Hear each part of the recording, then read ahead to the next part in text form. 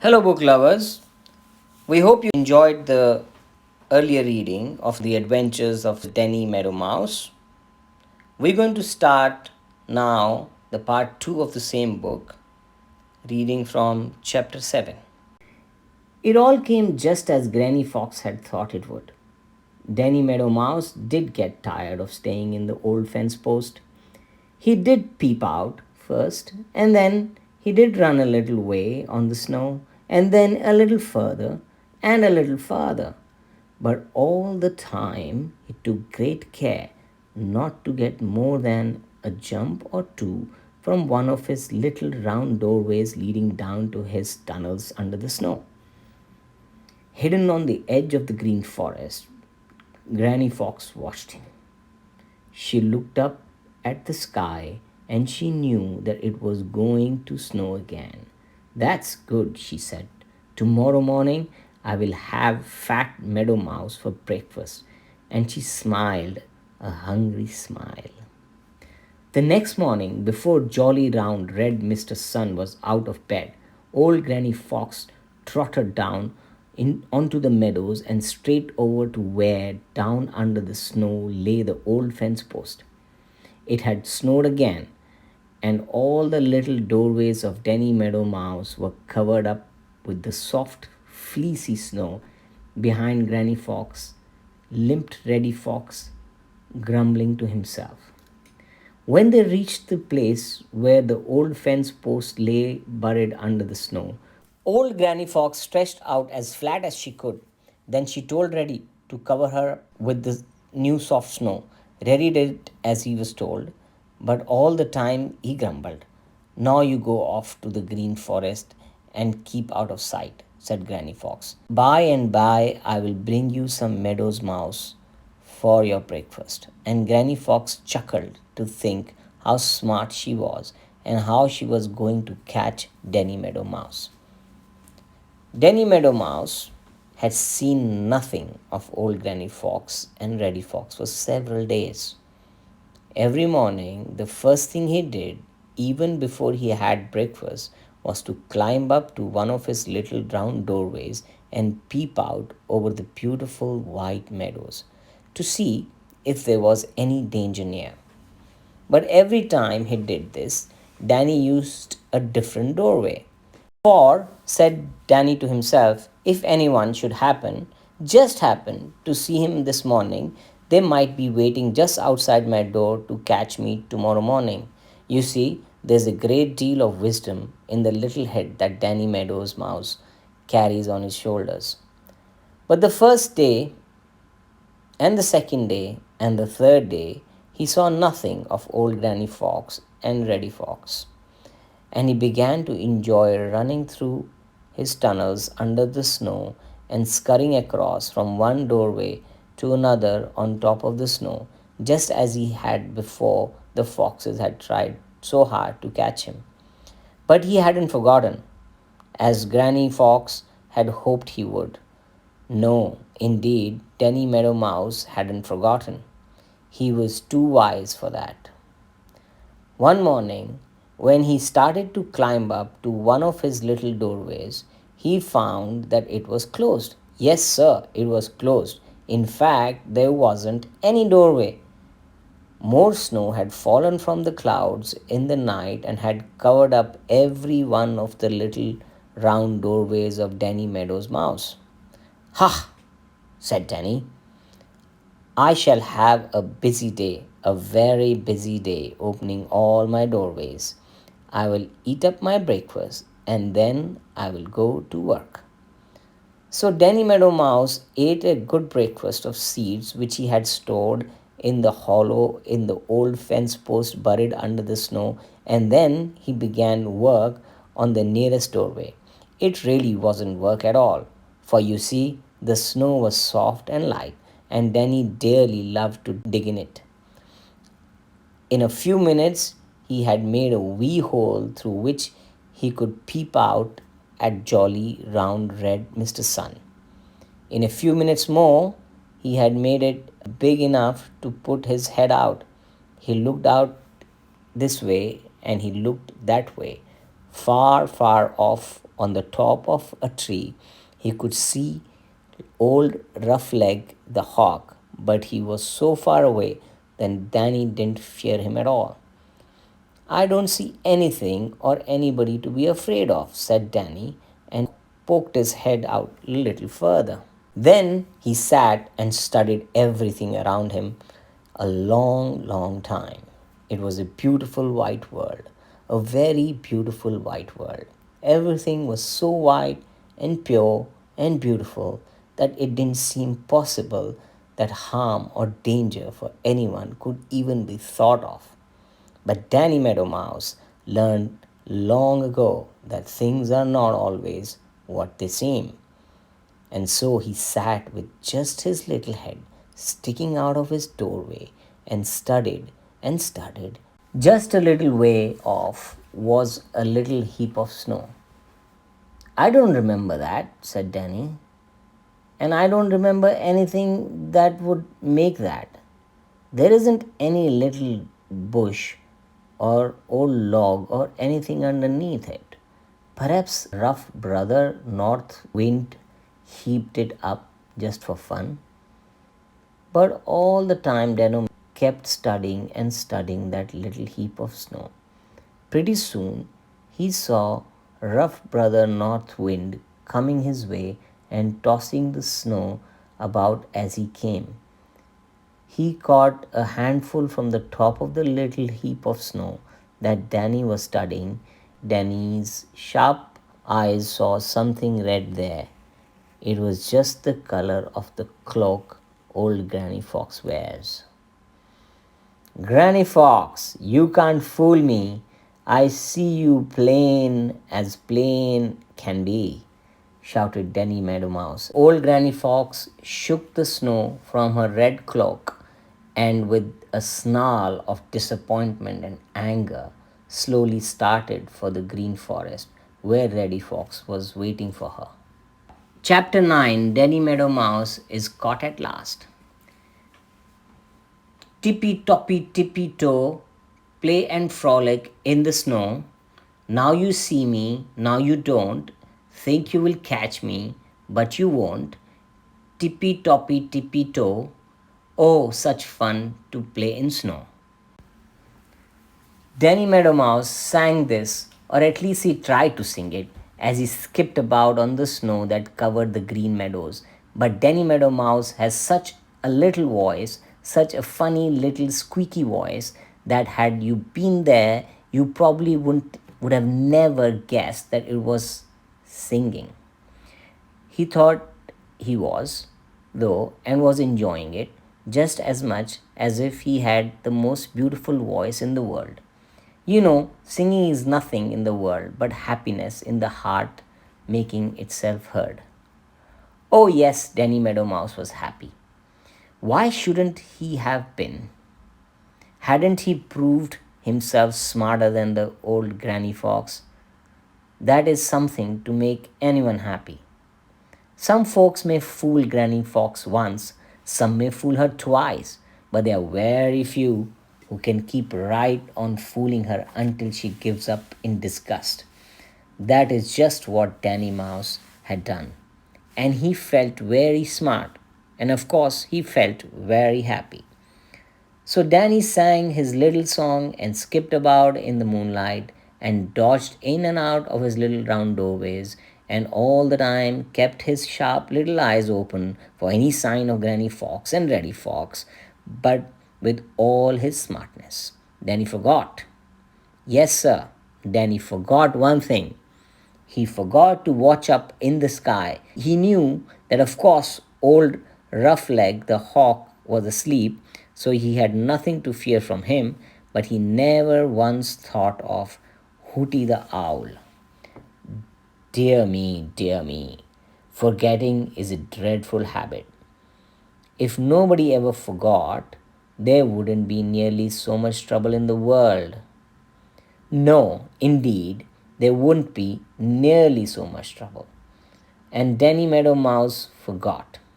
He skipped and sang and was happy as could be, and never once thought to watch up in the sky. Over the green forest, Hooty the owl had had poor hunting and he was feeling cross. You see, Hooty was hungry, and hunger is apt to make one feel cross. The longer he hunted, the hungrier and crosser he grew. Suddenly, he thought of Danny Meadow Mouse. I suppose he's asleep somewhere safe and snug under the snow, grumbled Hooty. But he just might be out for a frolic in the moonlight. I believe I will go down on the meadows and see. Now Hooty the owl can fly without making tiniest or weeniest sound. It seems as if he just drifts along through the air like a great shadow. Now he spread his great wings and floated out over the meadows. You know, Hooty can see as well at night as most folks can by day. And it was not long before he saw Danny Meadow Mouse skipping about on the snow and dodging in and out of his little round doorways. Hooty's eyes grew brighter and fiercer. Without a sound, he floated through the moonlight until he was just over Danny Meadow Mouse. Too late, Danny looked up. His little song ended in a tiny squeak of fear, and he started for his nearest little round doorway.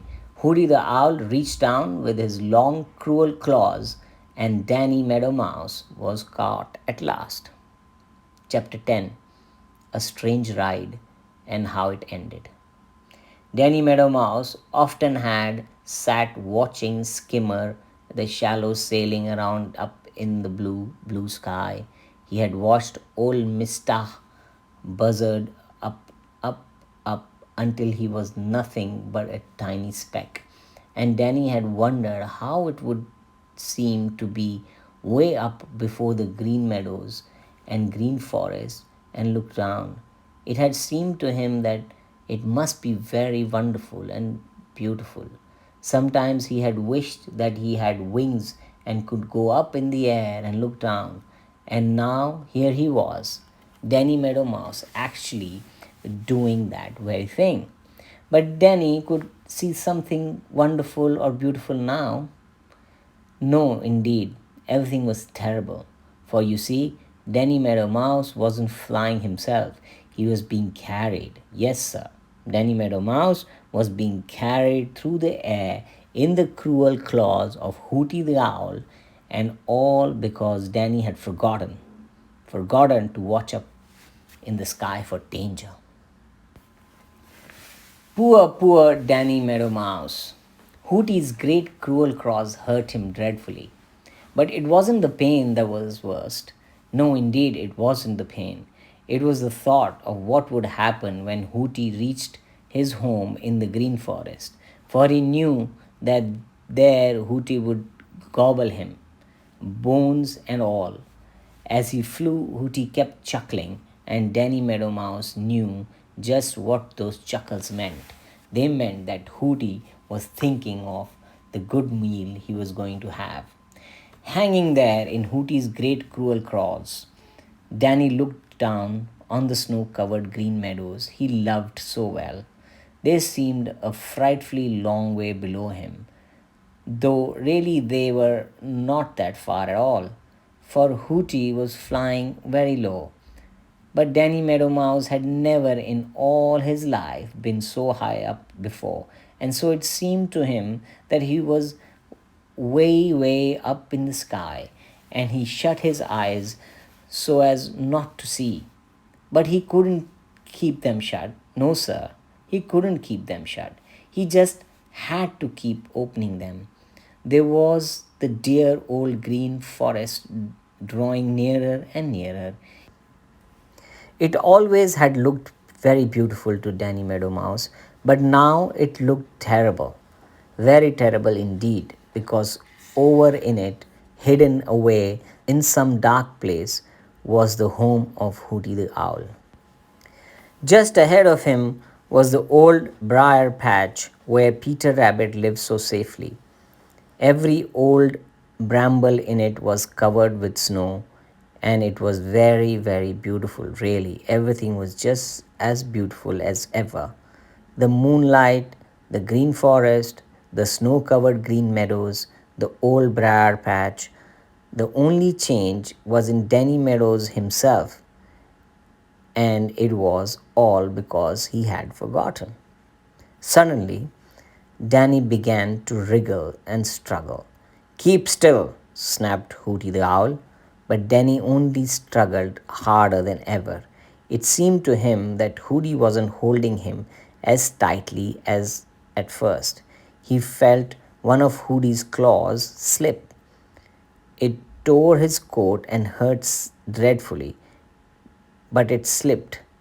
The fact is, Hooty had only grabbed Danny Meadows Mouse by the loose part of his coat, and up in the air he couldn't get hold of Danny any better. Danny kicked, squirmed, and twisted, squirmed, and kicked. He felt his coat tear, and of course the skin with it, but he kept right on. And now he was hanging almost free. Hooty had started down now so as to get a better hold. Danny gave one more kick, and then he felt himself falling. Danny Meadows Mouse shut his eyes and held his breath. Down, down, down he fell. It seemed to him that he never would strike the snow covered meadows. Really, he fell only a very little distance, but it seemed a terrible distance to Danny. He hit something that scratched him, and then plump, he landed in the soft snow, right in the very middle of Old Briar Patch. And the last thing he remembered was hearing the scream of disappointment and rage of Hooty the Owl. Chapter 11, Peter Rabbit Gets a Fright.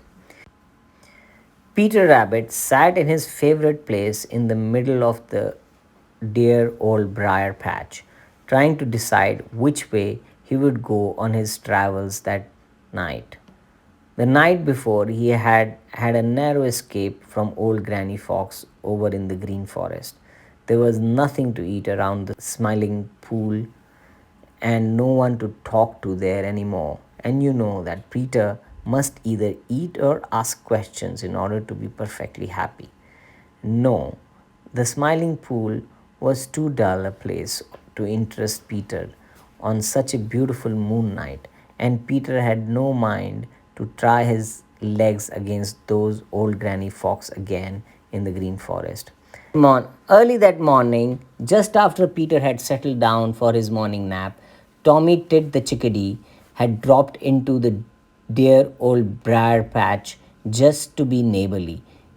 Peter was just dozing off when he heard the cheeriest little voice in the world. It was saying, "Dee dee, chickadee, I see you. Can you see me?" Peter began to smile even before he could get his eyes open and look up.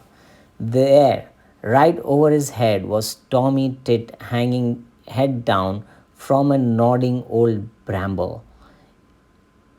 In a twinkling, he was down on the snow right in front of Peter, then up in the barbels again, right side up, upside down, here, there, everywhere, never still a minute, and all the time chattering away in the cheeriest little voice in the world.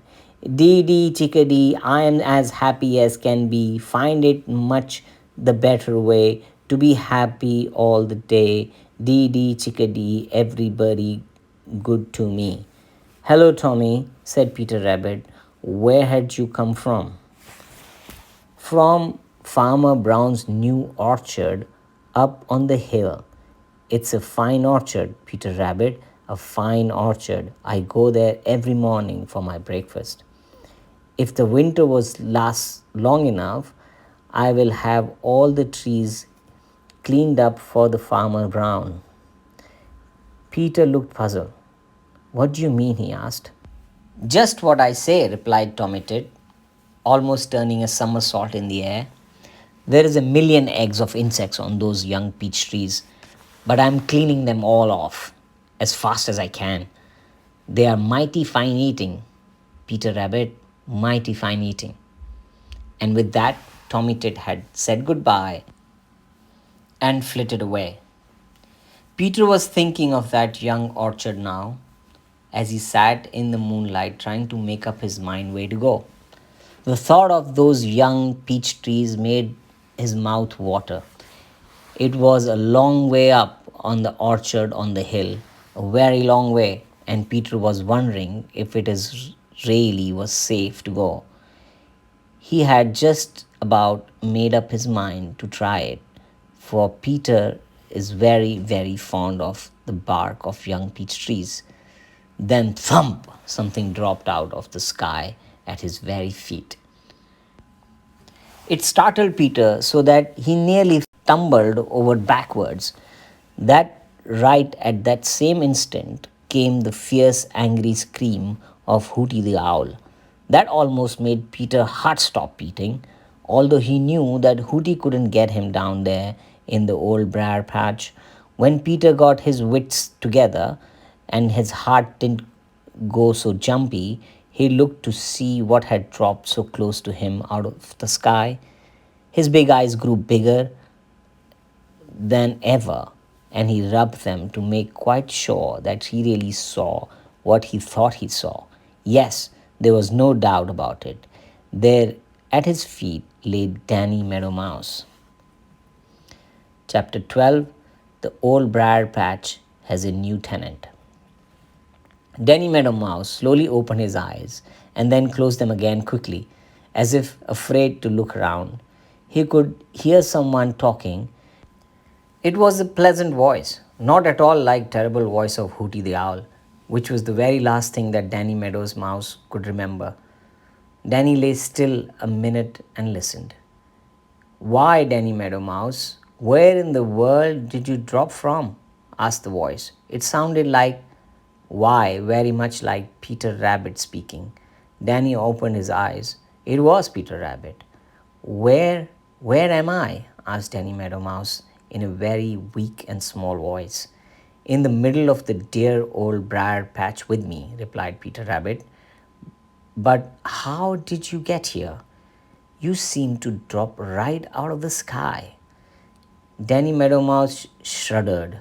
Suddenly he remembered everything. How Hooty the Owl had caught him in great cruel claws and had carried him through the moonlight across the snow-covered green meadows.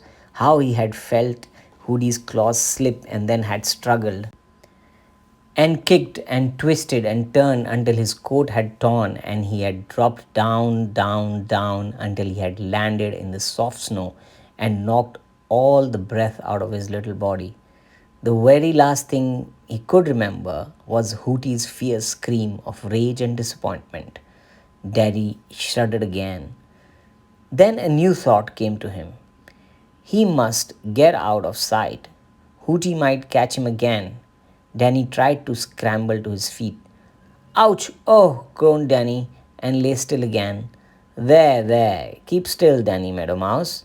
There's nothing to be afraid of here, said Peter Rabbit gently. His big eyes filled with tears as he looked at Danny Meadow Mouse, for Danny was hurt by the cruel claws of Hooty the Owl, and Peter has a very tender heart.